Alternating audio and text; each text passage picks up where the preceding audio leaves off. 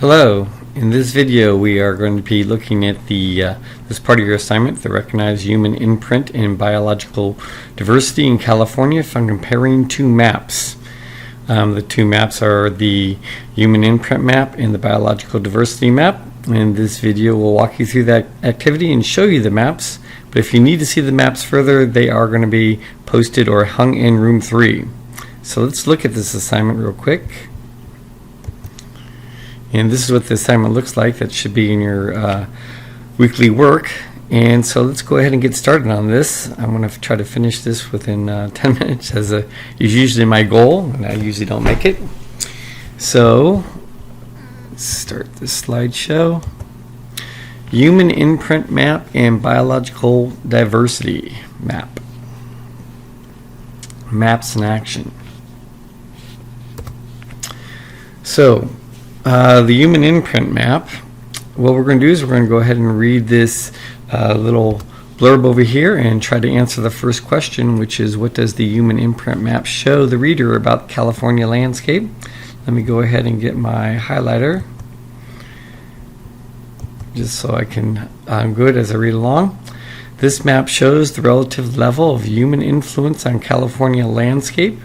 The index is based on population density, land use, energy systems, and transportation networks. The human footprint is the greatest in areas with most human people, densest road work, and largest usage of energy. The human footprint is lowest in areas with the least people, fewest roads, and minimal economic activity. So what does the human imprint map show the reader about California? Well, it shows these things. The relative level of human influence on the California landscape.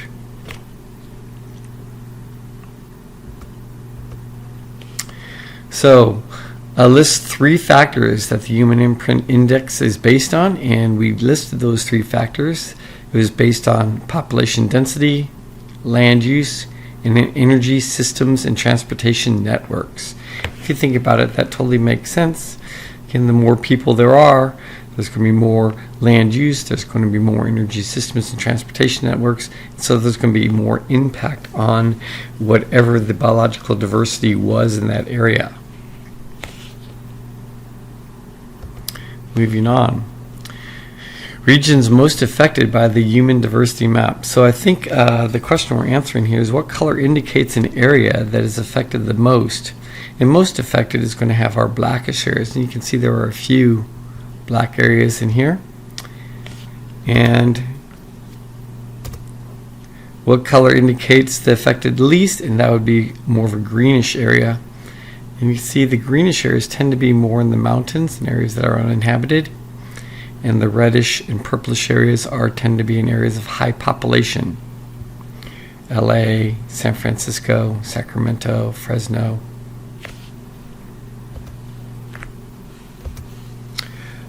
So the next question asks, what 2 cities on the west coast of California have a large imprint? Well, see here. If we go to our cardinal points, never ever smoke weed, or never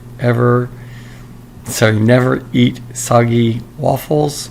So west tends to be on this side. So there's 2 cities on the west coast. So 2 cities on the west coast, and this is the west coast here.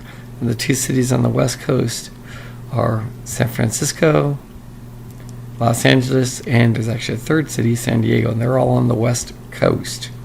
They tend to be ports where ships would come in. That's why they're so populated.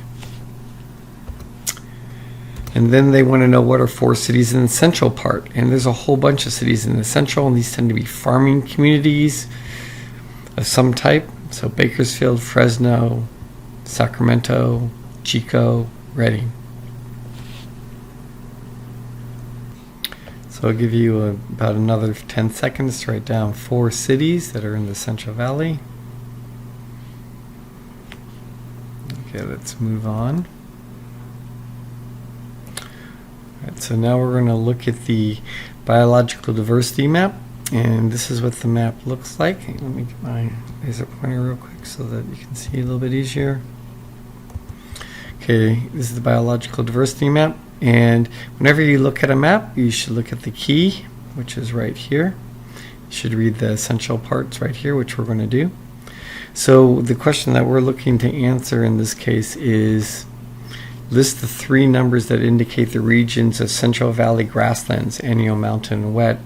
So if we look, the natural vegetation in California is divided up into different things. We have our alpine, our subalpine, our north coastal forest, our Mediterranean scrubland, our oak woodland, our Great Basin, Central Valley grasslands, Mojave Desert and High Desert, and Colorado Desert and Low Desert. So we're looking at this biological diversity, and then we're going to compare it to what areas are impacted by humans the most. So the questions that we're answering here are, what numbers are associated with the annual grasslands? The annual grasslands number is number 14. So number 14, and that would go in your answer sheet. Okay, then we're looking at what number would be the mountain, and the mountain would be number 15. And that would be the number that's associated with that. So 14 right here, you can see that's annual grasslands in the Central Valley. So a lot of the Central Valley was annual grassland. Mountain was 15. I'm not seeing any right in this little area over in here. And let's go to our wetlands, which there should be a fair amount. And wetlands, the number is number 16. And again, I would expect to find a lot of that around our area. Here's our 15 right here. And here's our 16, which is our area, mostly Brentwood and Oakley, out on the part of the Delta, or on the east part of the San Francisco Bay. So those are the 3 numbers. Let's move on. Native vegetation to Los Angeles. So we want to know what type of natural vegetation was in the Los Angeles area, because we saw that in our area. There's 14, 15, and 16. And in Los Angeles, which is, if you go back, Los Angeles is down here for those people who do not know. It's right below the Transverse Mountain Range, which is where Six Flags is. Okay, so if we look at that, it's number 14, right? And number 14 is our annual grasslands. So most of LA was annual grasslands.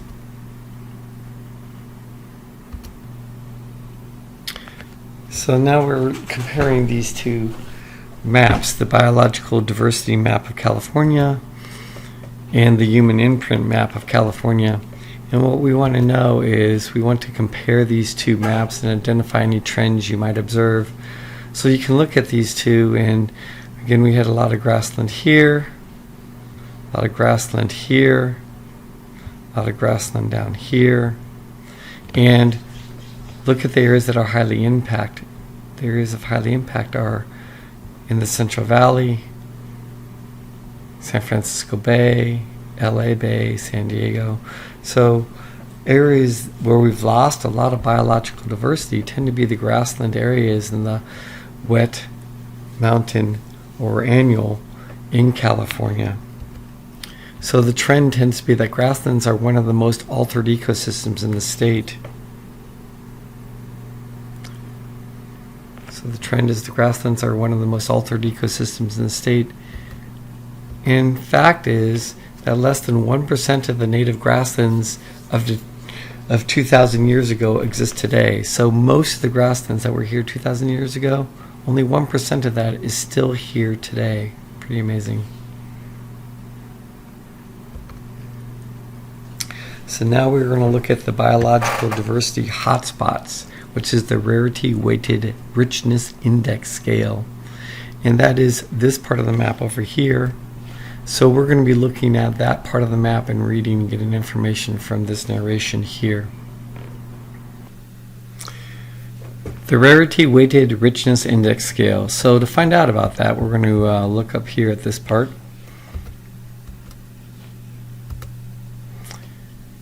And what we're looking for is to depict the distribution of rare plants and animals. Two measures are combined to determine the importance of a location.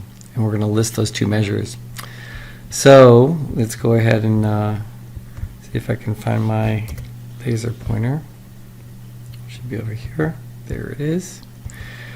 So this series of maps uses a Rarity Weighted Richness Index, or RWRI, to depict the distribution of rare plants and animals by combining two measures that determine the importance of their location. So we're going to list these two measures. The first one is areas that contain a large number of different rare species. Okay, so let's highlight that so it's easier for you to see, so you can write that down. So areas that contain a large number of different rare species. So that's one of the things. If an area has a large number of different species, then it is high on the RWRI scale. The other area, or the other measure, is areas that contain species that only occur in one or a few areas. So if there's a species, say the California Delta smelt, which only occurs in the Delta, in this area, in the whole world, that's the only place you're going to find it, it is a RWRI high on that scale because it's only found here. Okay? Or areas that contain a large number of different rare species. Okay, well now we're going to move on to the Central Valley and we're going to look at the impact of that. So where is the Central Valley? Well, the Central Valley is right here, and we're going to only look at two different parts of this map. So we're looking at the one that deals with mammals and the one that deals with plants. And the question that we're trying to answer is, what trends do you see in the number of mammals and plants in the Central Valley? Okay, well, if you look, here's the mammals, and the trend is pretty obvious. There's not a lot of mammals that were once here now. So a lot of the mammals are disappearing.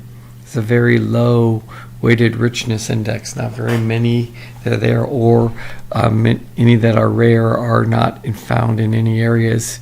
And that's for the plants also. And you're going to see as we go through this that the main reason for that is this is an area of high agriculture. And so the ecosystem, the number of plants drastically changed because they were replaced with agriculture plants, either trees for orchards or for planting like lettuce or corn or soybean, things like that. And so because the plants disappeared, the animals that were living on these plants also disappeared. Okay, so why is the RWRI so low in the Central Valley? And we've already stated it, but we're going to go ahead and state it again. So here's the Central Valley. And the reason it's so low, we're going to look at this area of our reading right here to get that. Areas that may have rare species or a variety of reasons, including the amount of human development. For example, much of the Central Valley has been converted to agriculture and no longer supports a high number of rare species. So that's one of the main reasons that, again, the Central Valley is so low. So I'll go ahead and highlight that. Much of the Central Valley has been converted to agriculture and no longer supports a high number of rare species. And you can stop the video if you need to and write that down. Now we're going to move on to the other question, which is why is the RWRI high in San Francisco Bay? So where is the San Francisco Bay? Well, it is right here. And the reason that is so high in those areas is, on the other hand, even though much of the San Francisco Bay Area has been converted to human uses, this region supports a high number of species that only occur here, the Delta smelt being one of those, as I mentioned. There's also the red-legged California frog, the tiger salamander, things like that. And they only occur in certain areas in this area, so they're very high on the RWRI scale. So now we're going to move on to why is it particularly important to identify rarity hotspots in California. So to do that, we're going to look at this last paragraph down here that explains it, and then we're going to look at the data to see how that pans out. So the RWRI helps identify areas that are important to the conservation of rare plants and animals. Identifying rare hotspots in California is particularly important because the state is home to about 1/3 of the species found in the continental United States. So it's important that we protect these because we're home to about 1/3 of the species. So if we look at that, we can see, well, here's the number of California or species in California for amphibians, reptiles, birds, mammals, freshwater fish. Here's the numbers. Here's the total number in United States, and this is the percentage of United States total in California. So 32%, roughly 30% of all of these. Some are lower, some are higher, but the average is around 30. So about 30% of the, or 1/3 of the species found in the continental United States are found in California. So that's why it's important to protect it. So now we're going to move on to native grasslands need to be preserved and why they need to be protected. And this is just a graphic of what grasslands are like. Okay, so we are looking at answering list 2 other purposes that native grasses serve and why they're important. So we're going to go through why they're important. So native plants have deep roots. So if we look at non-native plants, they tend to have very shallow roots, where because California is sort of a drought-related state where we go through droughts regularly, the plants here have very long roots because most of our rain stop by, say, March, May, and so they need to have long roots to live through the summer and be able to suck up water. The deep roots increase the amount of organic matter injected in the soil. Because these deep roots are deep, when these plants die, there's a lot of organic matter that's injected in the soil. So when it decays, it's going to make a very rich soil. In urban landscapes, many native grasses help trap or filter contaminants found in urban runoff. And you'll see that in our pond out in the garden, I often put in water plants there to help filter some of the contaminants from the water. It makes the water a little bit cleaner. So in urban landscapes, many native grasses like bunch grasses help trap or filter contaminants that are found in our urban runoff from our roads, which has oils and soaps in them. When it rains, it helps filter that stuff out of the soil by sucking it in. Native grasslands require little maintenance or irrigation because, again, they have deep roots and they grew up in this area, so they do not need much irrigation. And deep roots help stabilize the soil and help reduce landslides. So you're supposed to list any 2 purposes that native grasses serve and they're important to a region. So it might be that they help stabilize the soil, they help inject organic matter deep into the soil, or they help filter contaminants from urban runoff. That concludes this video for Maps in Action.